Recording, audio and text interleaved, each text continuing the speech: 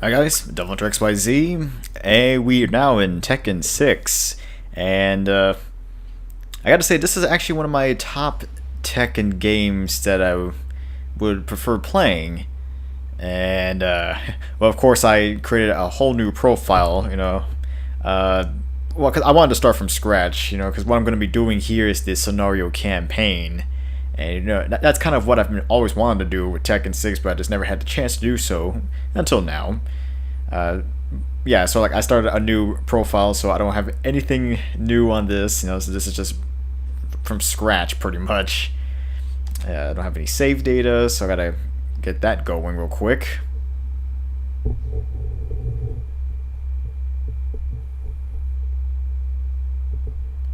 I gotta say the loading times just take quite amount of time. I don't remember if I even installed the game directly on the hard drive.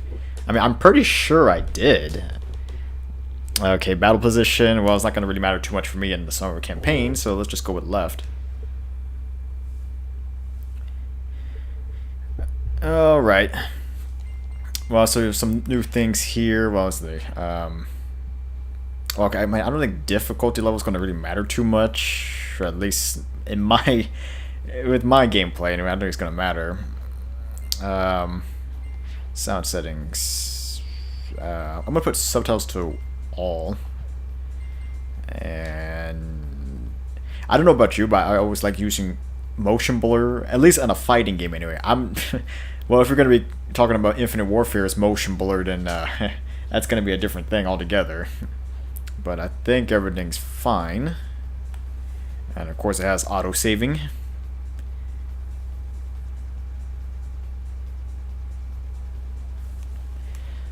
Oh, so long for loading. Profile. Well, nothing really too new here. I mean, you got records, ranking, ghostless, customization. It's pretty much greatly expanded compared to like Tekken 5. I mean, greatly expanded.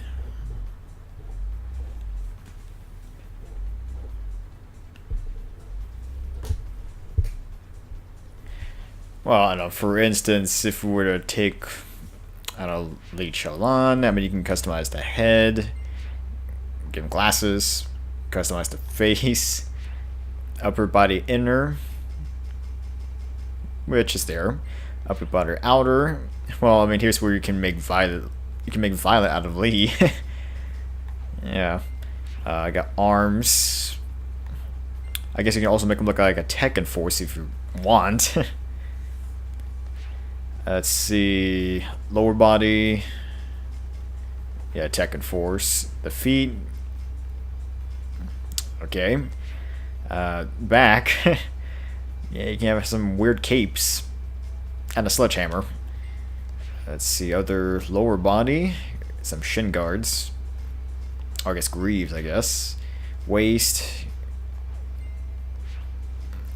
yeah, I got some decorative swords. And they have auras that you can use, and I'm not 100% sure, but I think you can combine the auras with the different customization features, different costumes and stuff like that. I think you can combine them, and then in general you can actually change the actual hairstyle of the characters.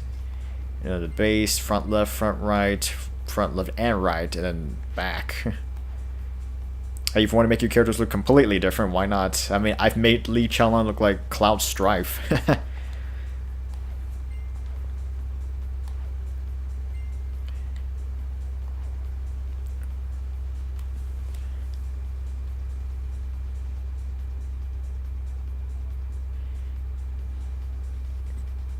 Loading. Okay.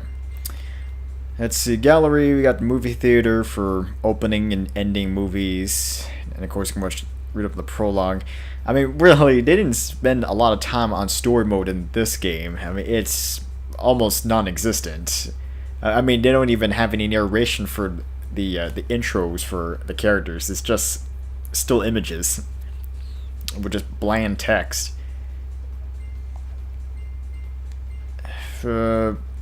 Offline features, we got arcade, ghost battle versus team, time attack, survival practice. Yeah, just your typical stuff. Then of course they have online. and I think Dark Resurrection was technically the first game to offer online. Well, Dark Resurrection on the PS3 version, I believe. But what I'm going to be doing here is Scenario Campaign, which is more or less like an expanded version of the Tekken Force, but with a story. And that's right, of course, they also have online co-op.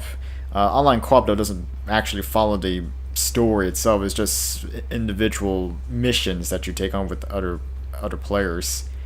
Which, I mean, it's not too bad for a co-op concept. What I always kind of wished of was, I wish they had some local co-op. That would have been nice. Alright, so go with single player. Yeah, I don't have online for this made up account, so I can't use any leaderboards, although it's not really going to matter in my point.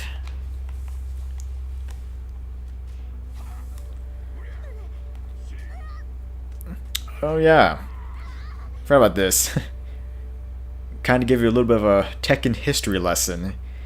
It actually recaps all the Tekken games, well, all the canon ones anyway.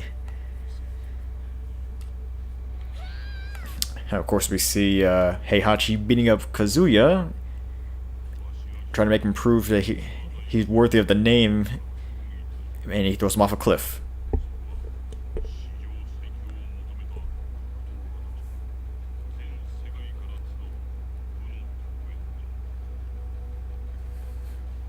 Okay, then Heihachi starts the first Tekken tournament.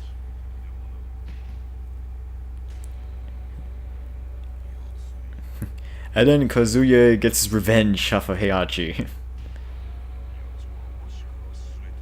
And it throws him off the same cliff. Yeah, so I guess Kazuya's gameplay ending was the canon one. 2 years later. Alright, so Kazuya is now the head of the Mishima Zaibatsu.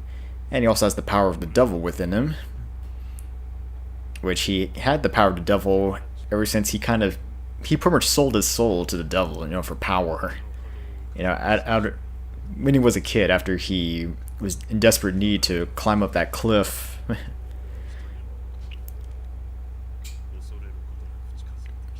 Okay, so Kazuya met up with Jun Kazama.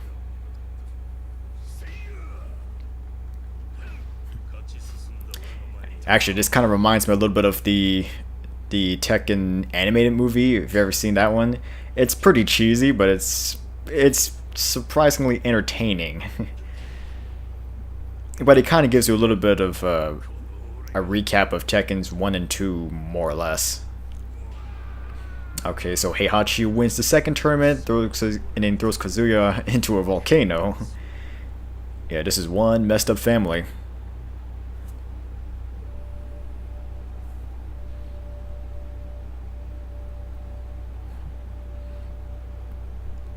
And then we have Jun.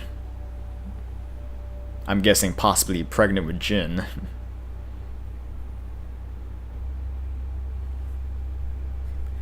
I mean, after all, Kazuya somewhat was in love with Jun.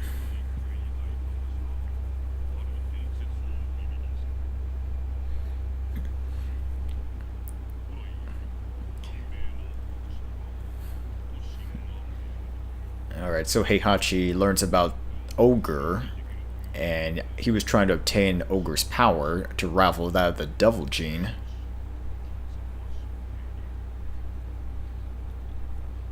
Which is kind of the whole main concept of Tekken 3.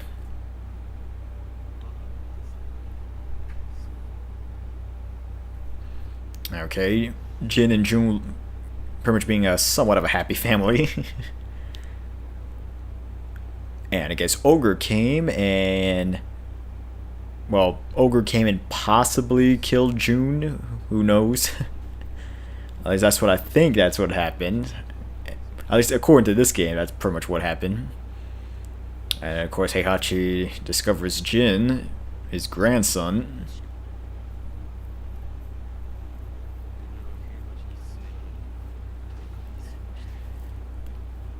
Well, okay, so Jin enters the tournament mostly to take revenge off of Ogre for killing Jun. And of course, this is where Jin's devil powers awaken.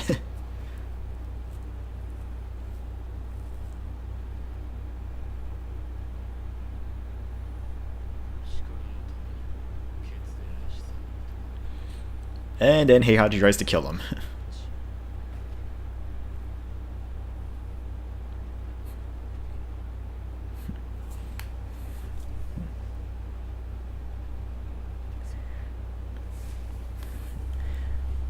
Hey, but at least luckily Jin managed to escape.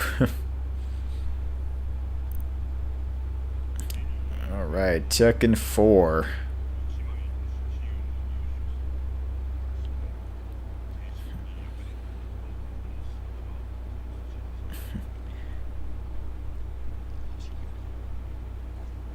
Alright, so Heihachi finds out that Kazuya was brought back to life through the power of G Corporation. Which I gotta say, that's pretty impressive. A biological company can actually bring someone back to life using their DNA and their genetic code and stuff like that. And of course, because of that, Heihachi tries to eliminate Kazuya once again by sending in the Tekken Force to destroy G Corporation. But of course, Kazuya manages to fight back.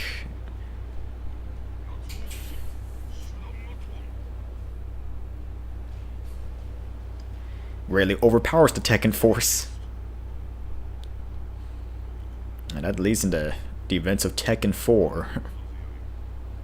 Which, I guess more or less, is just Heihachi was trying to bring out both Jin and Kazuya to try to rid them both once and for all. And also, I guess, possibly take their devil powers.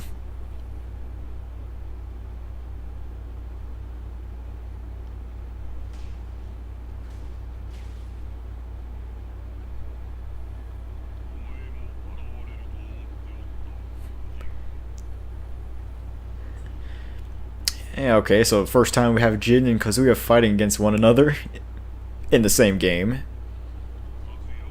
Wait, no, not counting Tekken Tag anyway.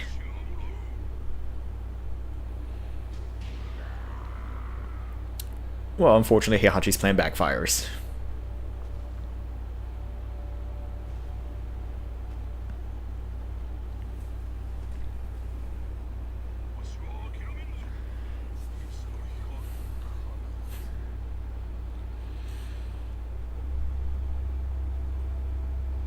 Alright, Tekken 5 starts pretty much where Tekken 4 left off. And yeah, of course we have a swarm of jacks attacking both Kazuya and Heihachi, but then Kazuya betrays Heihachi in the middle of the fight. Tries to get Heihachi killed. And I guess at one point we all thought that Heihachi was dead.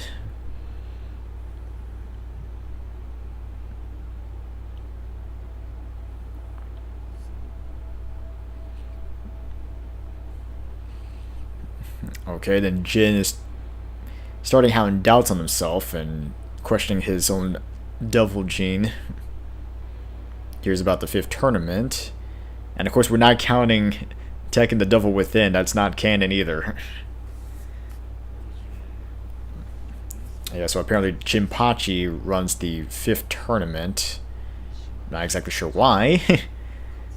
I gotta say, this eerie image of Jinpachi is kinda... ugh.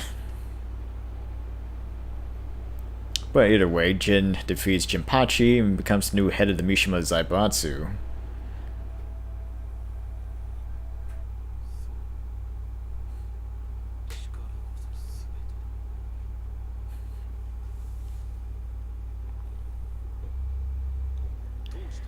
Alright, Tekken 6. Jin declares a war on the world.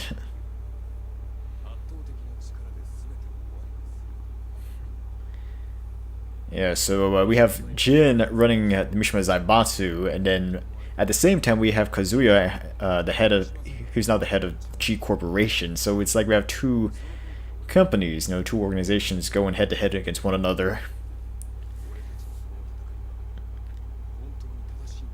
And here we have Lars Alexanderson. If you don't know who he is, well, we're gonna get to that soon.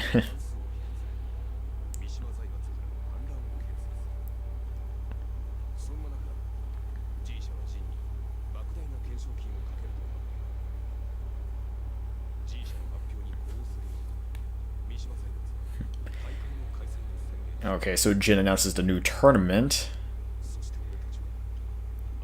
Of course, I guess not anyone really knows why Jin started this tournament. I mean, we just assumed he wants to do it just for world domination, just a really cliche concept. Okay, Tekken Force. Yeah, so we technically are the Tekken Force, but we're the, I guess, the rebelled Tekken Force. Yeah, I mean, we're essentially a group of the Tekken Force that just don't agree with Jin's plans, more or less. So yeah, we are technically going against other Tekken Force members and anyone else who stands against us. I gotta say, impressive cinematics right here. You know, it actually plays almost as well on the PSP. And at one point I was considering doing PSP recording for this of Tekken 6, but it's... Well, I mean, it doesn't have all the features in the console version. There's no scenario campaign in the PSP, which I wouldn't have been surprised. I mean, that would just be too much to put into a PSP game. You know, at least the Tekken Force are well equipped this time. At least they have guns.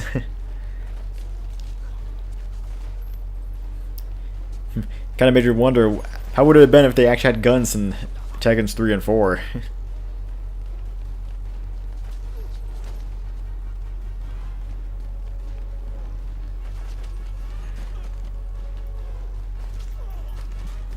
I gotta say, they go down pretty easily. It kind of reminds me of the Stormtroopers in Star Wars. So what's the whole point of the armor if it doesn't even protect you?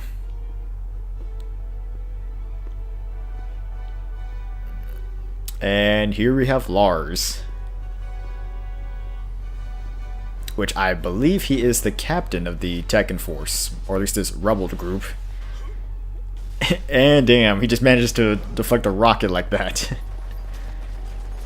Also pretty fast.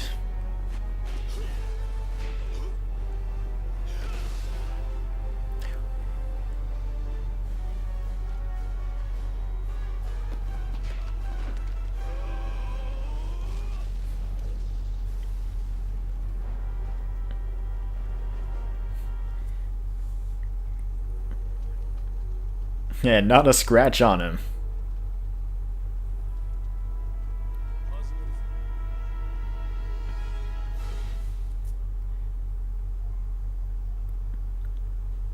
Oh, look at this. Now we have an interesting experiment going on.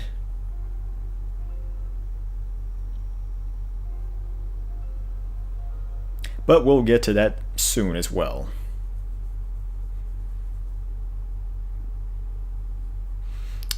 He who fights with monsters might take care lest he thereby become a monster.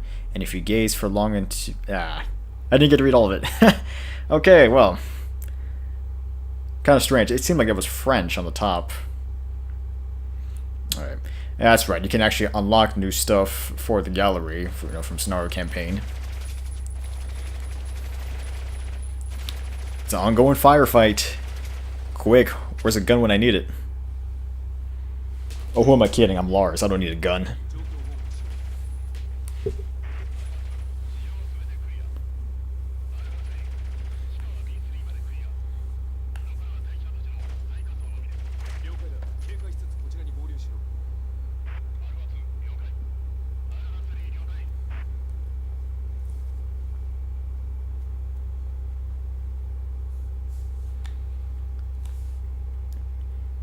I still see one more guy. He's reloading quick.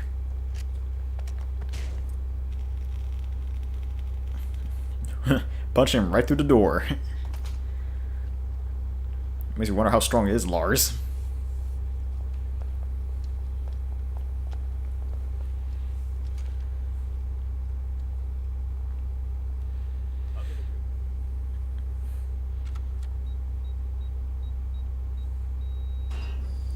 You know what? I wish hacking doors was really that easy.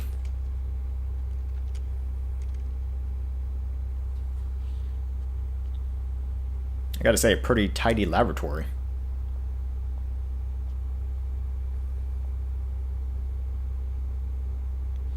Yeah, so I guess we're all here trying to find any clues, information, and finding what's going on in the labs.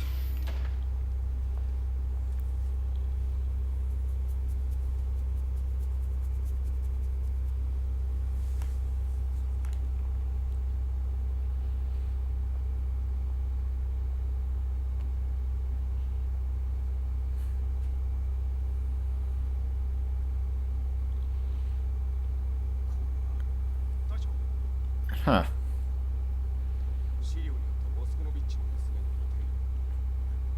Yeah, so the woman is Alisa Boskanovich, the supposed daughter of Dr. Boskanovich. Although whether or not that she's the real daughter and just converted into an android, it's hard to really say. I mean, who knows, it's possible. It hasn't really been specified.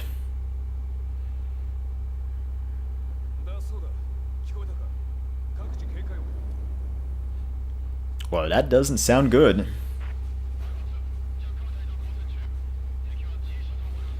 We got Jax attacking the building.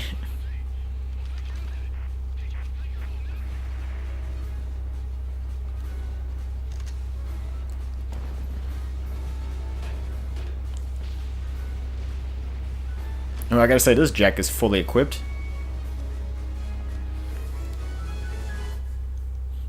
Obviously, he's different from Jack 6, so I don't know. He could be, I guess, an early phase. Maybe like Jack 5.5. Oh, okay.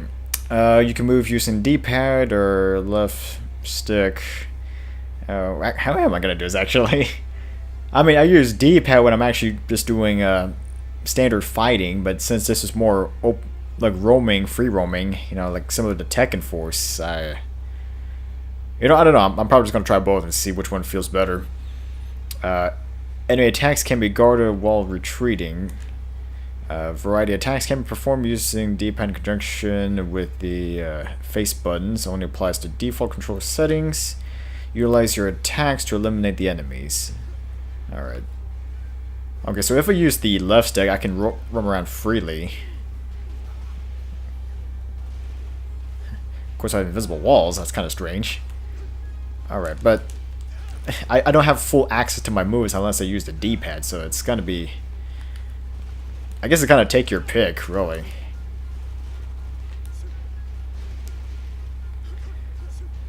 So, I mean, I guess you can use D-pad for like, combat mode, and then just to use the left stick for, like, roaming mode.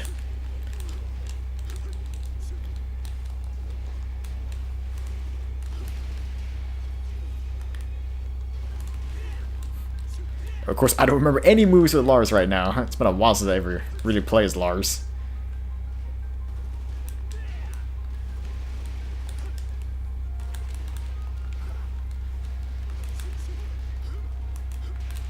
Okay. There we go.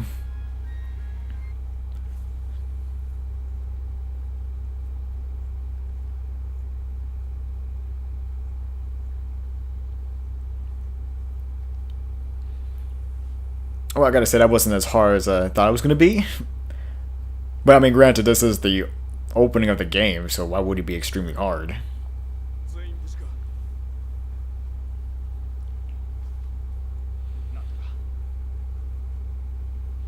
Well, it seems like everyone's fine.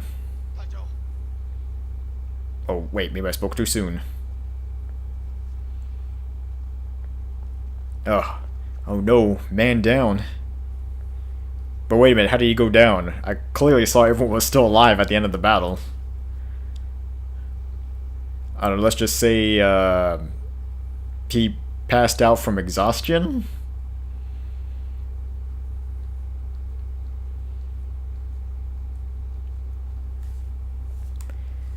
Yeah, so it's kind of eerie seeing an animated dead body.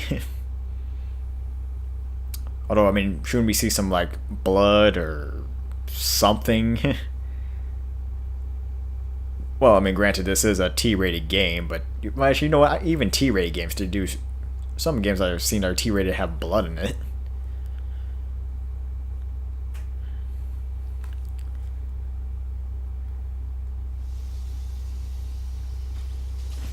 Look at that. The Jack's still awake.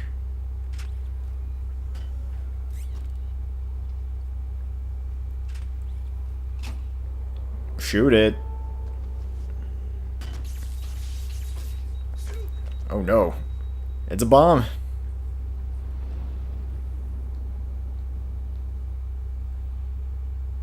Oh, seriously, these loading screens. It's gotta be a death to me. Okay, at least that one was a little bit shorter.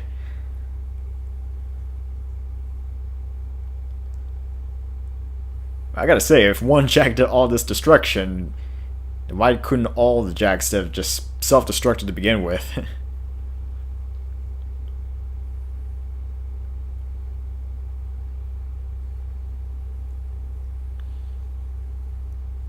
Hey, at least not a scratch on me again.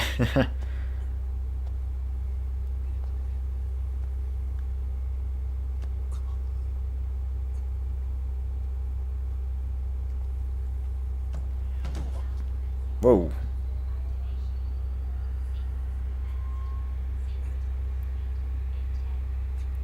The sequence is getting completed.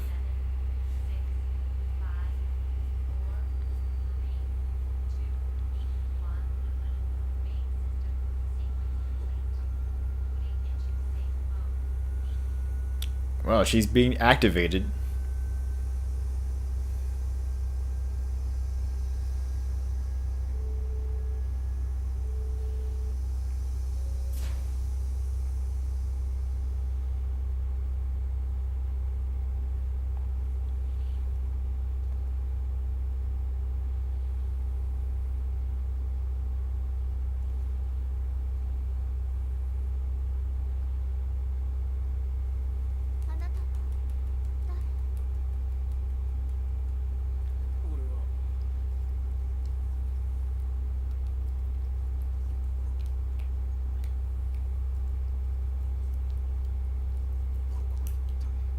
Oh no.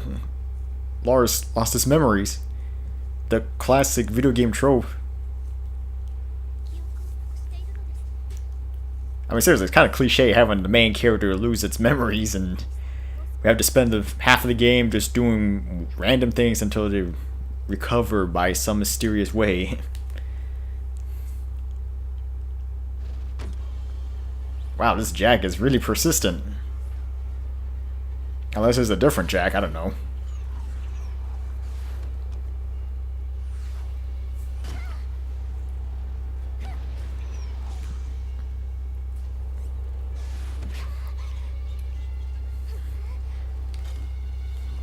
I gotta say, she built in with a lot of equipment and weaponry.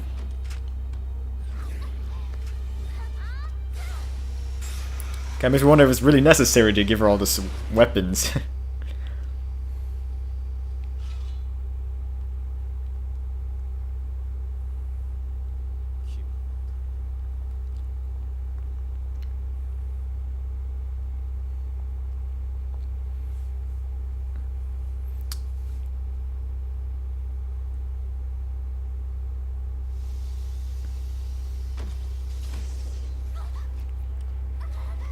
Wow, again? Okay, now this is starting to get old.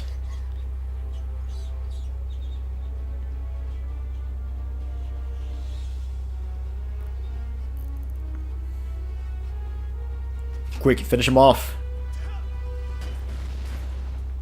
Wow, that was a little anticlimactic right there. He pretty much just slapped him in the chest.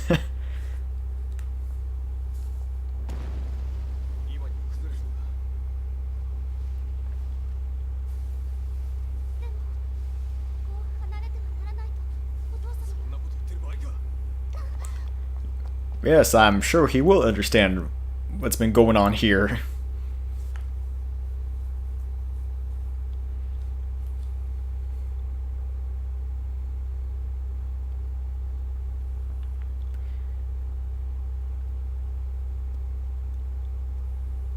Oh, it looks like it's the rest of the team.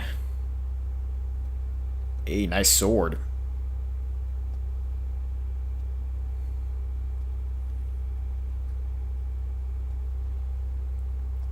Ugh, the horror. We lost so many great men that we don't know.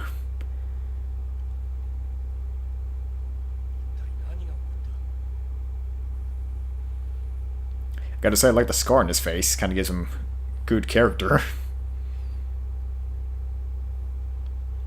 And judging by the importance of this character, I would say maybe Lars' right-hand man.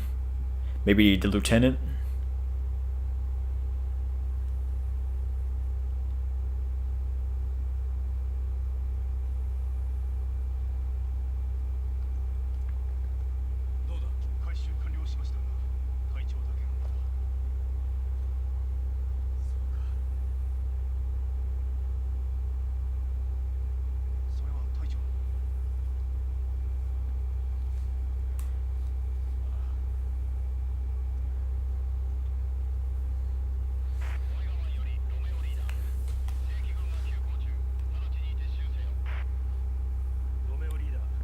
Seems like I have more troops on the way.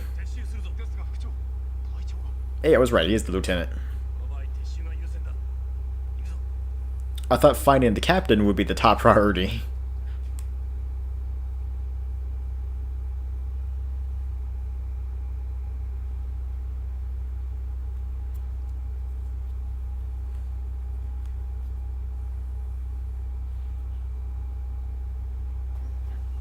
Oh, okay.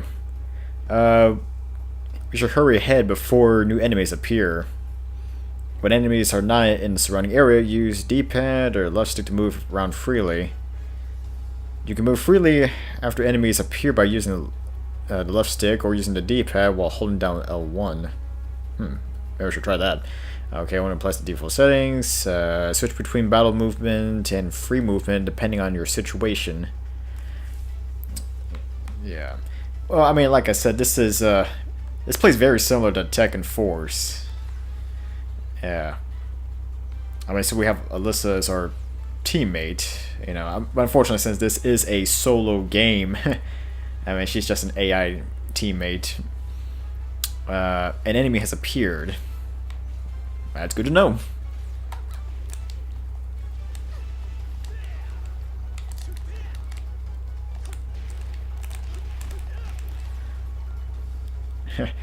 Alright, I just gotta remember some of Lars' moves. I'm sure they'll come back to me soon. This is the target marker. The target marker indicates the enemy which you are currently locked onto. Press R1 to lock on to an enemy in your immediate vicinity. This function should prove useful in battle. Yeah, so same as before, just lock on to different targets.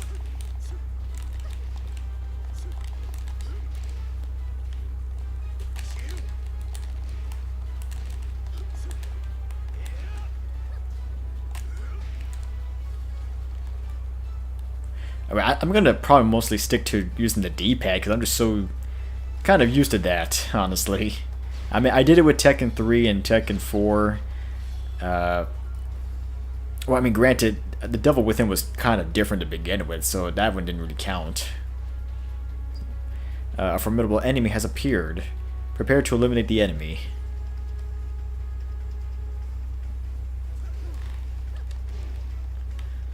Alright, so we do collect chicken as usual for health.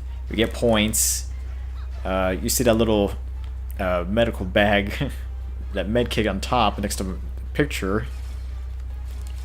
That's supposed to be your, I guess, a revive indicator. You know, if you do go down, your teammate can revive you just once. Yeah, that's right. Because I started a new profile, I'm gonna end up collecting trophies. So yeah. I mean, I already collected all the trophies on my actual main profile. Alright, I don't have any time since this was a prologue chapter. Enemies defeated, yeah. Points, health remaining 100. Scored, yeah, 251,000. Fight money 75. Okay, well, here's a new thing. Occasionally, you can't collect, you know, items. You know, pretty much it's just customization items. but they all have unique properties. So I got here our module rank G, elemental attack thunder. That's good, got some elemental attacks into it. Okay. Broadsword increases value of fight money items by 48%. That's a lot for just a rank G. High heels and stockings. Rank G, 7% chance of nullifying opponent's elemental attack. Okay, riding jacket increases the value of fight money items by 70%. That's rank F. Yeah, so they had each of these items have different rankings, anywhere from, I think it goes, the lowest is G.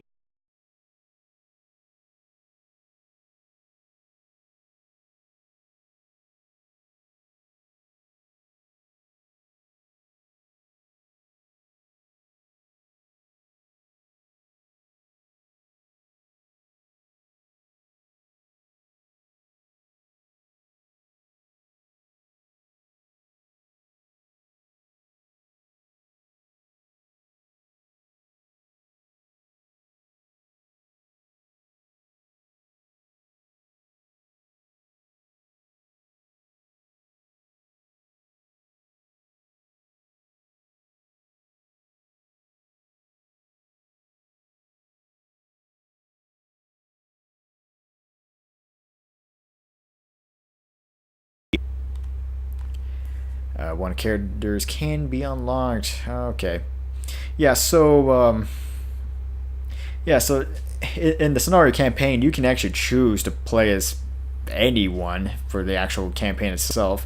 Although, canon-wise, and I guess more related to the story, it's really focusing a lot on Lars and Alisa. So I'm mostly going to be using those characters. But I guess for right now, I don't know. Let's just go with McGill for right now. I'm not going to change. I'm just going to have to pick someone. Playable characters can be accessed from character select in the pause menu. Alright.